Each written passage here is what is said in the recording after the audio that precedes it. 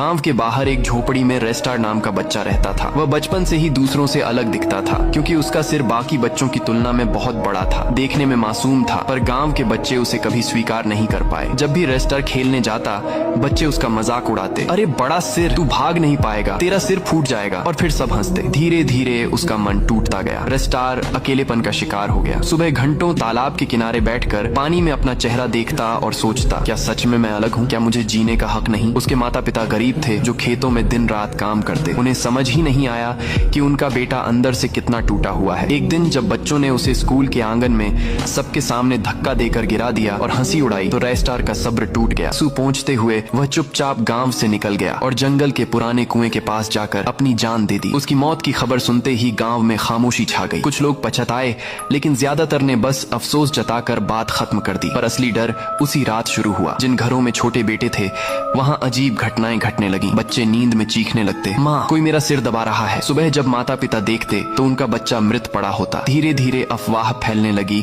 कि रेस्टार की आत्मा लौट आई है। वह अब हर उस बच्चे का सिर खा जाता जो कभी उसका मजाक उड़ाता था। हर तीसरी रात गांव के किसी न किसी घर से चीख सुनाई देती और अगली सुबह वहाँ मातम होता। लोग डर के मारे अपने बेटों को छुपाने लगे, पर रेस्टार की आत्मा सिर्फ छुपने से नहीं रुकती थी। कहा जाता, अगर किसी घर में बेटे की आवाज गूंजती तो रेस्टार उस आवाज को सुनकर वहीं पहुंच जाता। गांव के पंडितों ने मंत्र पढ़कर, ताबीज बांटकर सब कोशिशें की, लेकिन कोई असर नहीं हुआ। बल्कि जो रेस्टार को रोकने की कोशिश करता, उसकी अपनी संतान सबसे पहले मारी जाती। लोग धीरे धीरे गांव छोड़कर भागने लगे। गांव वीरान होने लगा, खेत सूखने लगे और हर दीवार पर बस मातम की छाया रह गई। लोग कहते, जिसने भी रेस्टार को सताया था, उसकी पीढ़ी कभी नहीं बच पाएगी। और अगर किसी ने उसकी कहानी सुनी तो रेस्टार उसके सपनों में आया।